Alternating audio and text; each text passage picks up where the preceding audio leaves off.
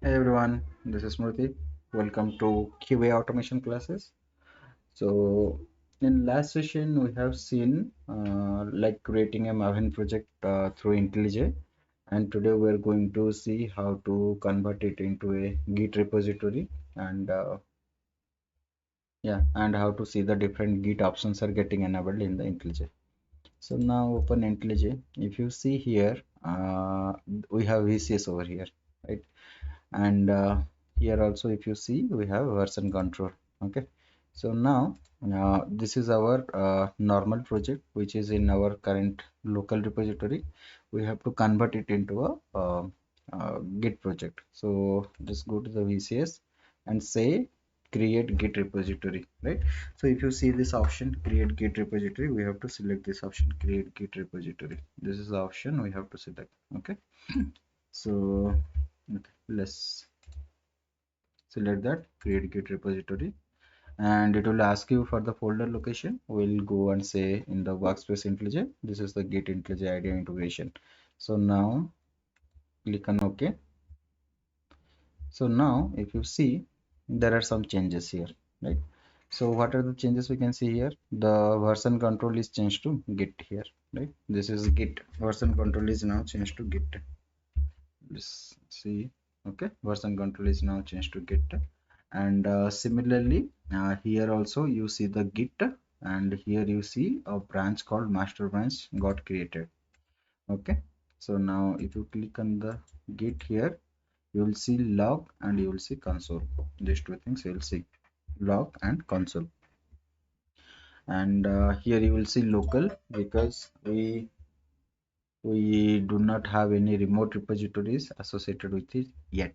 Okay, so let's go to the project folder and see what happened there. So this is C. Okay, so go to personal and workspaces.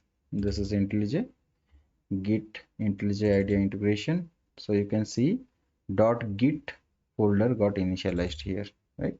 So this is the .git. Now it is a git repository, and we have a git ignore file. We'll come to git ignore file in some time. Okay, so now if you see earlier this folder will not be there. So if you see this .git folder got created, that means it is a git repository now. And on the uh, IntelliJ side, we could see the icons are getting changed to git. And here if you see git related operations are coming here, right?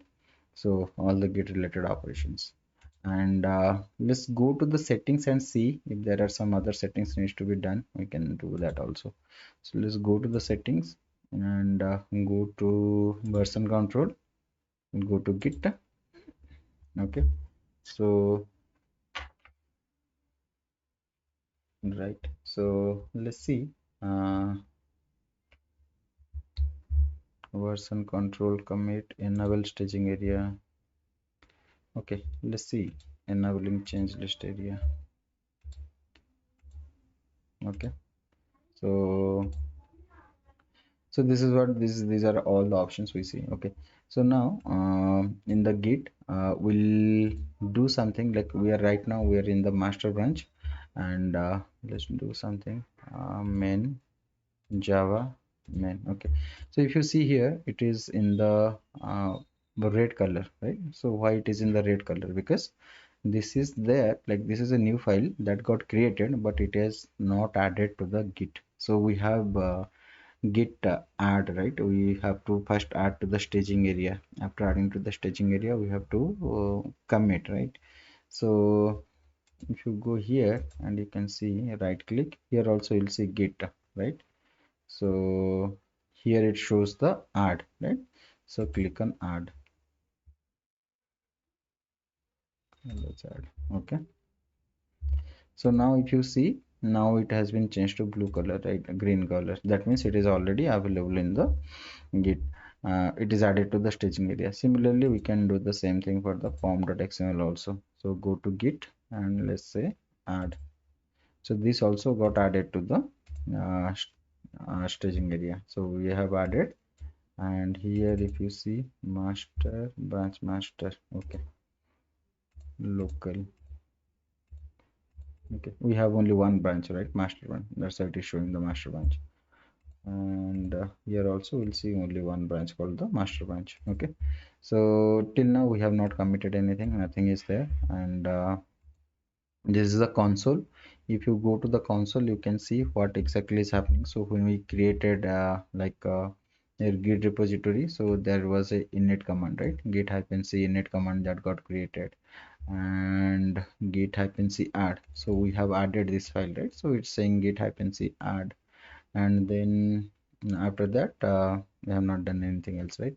So we have added this main.java, even we have added this pom.xml, right? So here also if you see, so we have added pom.xml. So these are the operations we have done. So if you go to the consoles, you will see what has been done over there. Okay, so that is what we want to see. So now let's go to the main and say, okay, we'll commit whatever the changes are there. Let's commit. So let's go and say commit. So it will show commit to master. We're committing to our master branch. Okay, initially only one branch will be created, that is master branch. And if you see here staged and here unstaged, so these things we are not even added to the staging, right? So it will show all of them, right? And these files are already added to the stage, right? If you see main and pom.xml, these are already added. And in the .idea folder also, these things by default got staged. Okay, and these are unstaged. Okay, so these are the files which are not yet staged. Everything will come here. So we can do one thing. We can say, okay, first commit, give the commit message something. So let's say first master commit, and you can say commit. We cannot say commit and push, because push will be pushing to the remote. Till now we don't have a remote specified, so we can only commit. So let's say commit. Okay,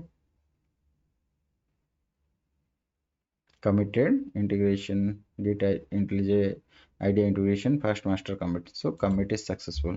Where can we see that too? In the log we can see.